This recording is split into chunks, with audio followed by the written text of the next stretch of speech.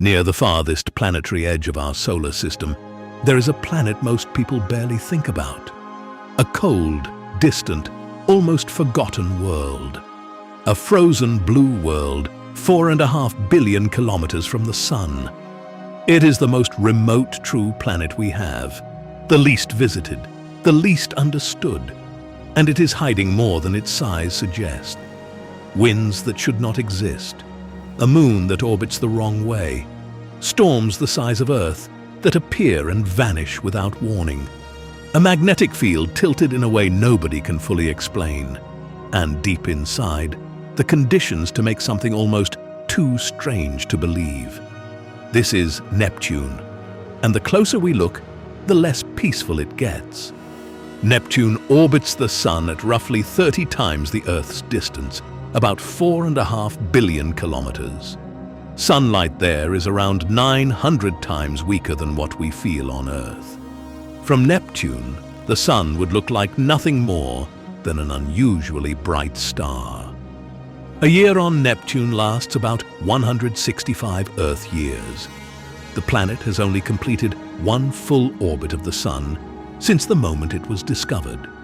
And it was discovered in a way no planet had ever been discovered before. In 1846, a French mathematician named Urbain Le Verrier noticed that Uranus was not moving quite the way it should. Something was tugging on it. Something massive. Something further out. Le Verrier calculated where that something must be, using only equations. And on the very night astronomers pointed a telescope at his predicted spot, they found it.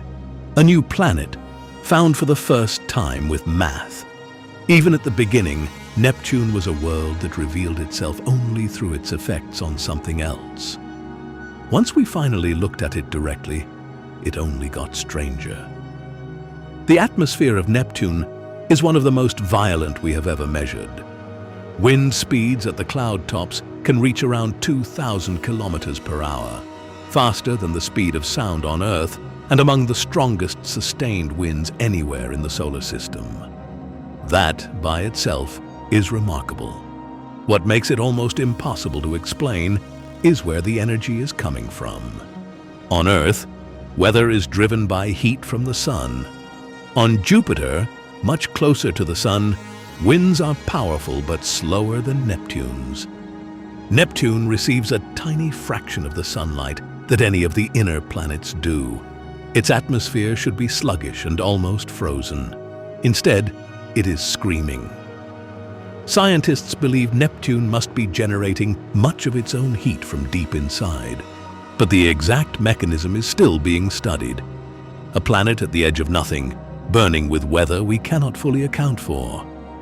In August of 1989, the Voyager 2 spacecraft, the first and only probe ever to visit Neptune, flew within a few thousand kilometers of its cloud tops. And the images it sent back showed something nobody had been expecting. An enormous, dark, rotating storm, roughly the size of Earth. Astronomers named it the Great Dark Spot. But by the time the Hubble Space Telescope checked back, just a few years later, the storm was gone. It had simply disappeared. Since then, new dark spots have come and gone, some lasting years, some only months. Vast, Earth-sized storms forming in an atmosphere too cold and too dim to make any of it feel comfortable. Whatever is happening beneath Neptune's clouds is restless, and we have never been close enough to find out why. For more than 30 years, every textbook image of Neptune showed the same thing. A vivid, deep, electric blue planet, brighter, richer, and more saturated than its sibling Uranus. It became one of the most iconic colors in all of astronomy. But in 2024, a team of scientists led by researchers at Oxford University reanalyzed the original Voyager 2 data, and what they found was uncomfortable. The famous, deep, electric blue of Neptune was not quite real. It had been enhanced during the original image processing, partly to bring out cloud detail.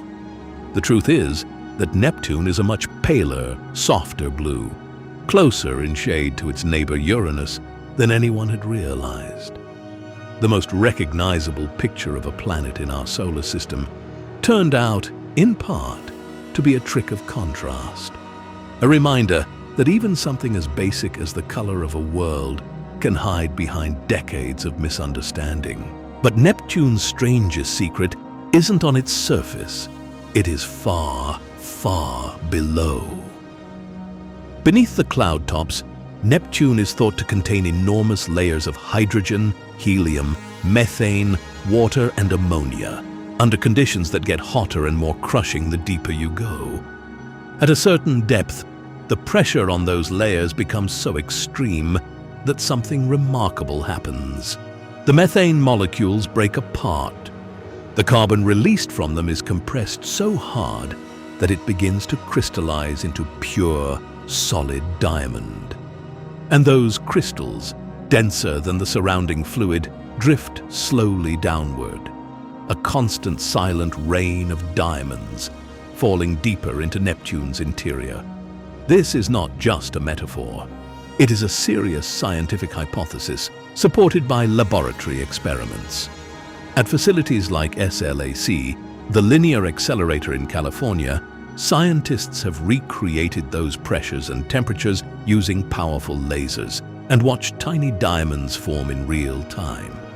What happens on Earth in a fraction of a second, in a fraction of a millimeter of test material, may be happening continuously on a planetary scale far beneath Neptune's clouds, a world raining jewels into its own dark heart.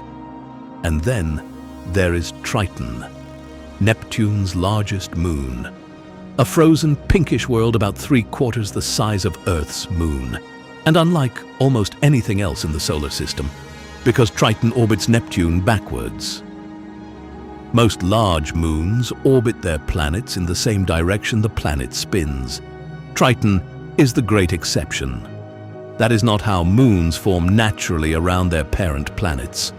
Which means Triton wasn't born here.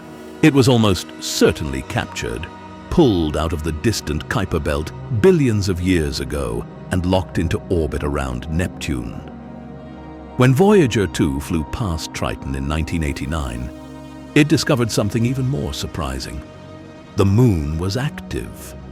Voyager photographed faint plumes of nitrogen gas erupting from its surface, geysers in a place that should have been long dead. And Triton is doomed. Its retrograde orbit is slowly decaying.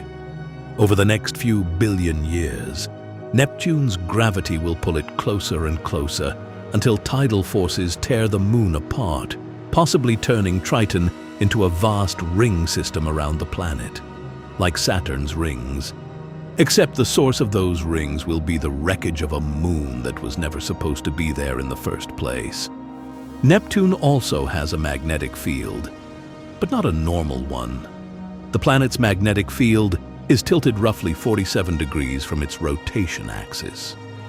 And it is offset, not centered on the core of the planet, but shifted noticeably to one side. For comparison, Earth's magnetic field is tilted only about 11 degrees and sits close to the center. What Neptune is doing is profoundly strange. It hints at a deep interior, unlike anything we know, perhaps an unusual structure of conducting fluid swirling somewhere far below the clouds. But we don't know. We can only guess, because we have only ever been there once. Voyager 2 flew past Neptune in 1989 and kept going. No spacecraft has visited it since.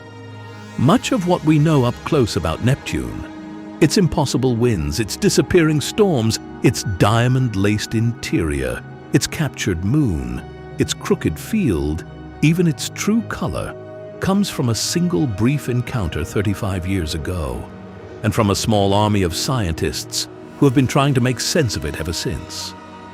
Neptune is, in many ways, our quietest planet. It is also one of the most mysterious places in the entire solar system. A frozen blue world, hiding diamonds and dying moons and storms larger than Earth, waiting at the edge of the dark, largely alone.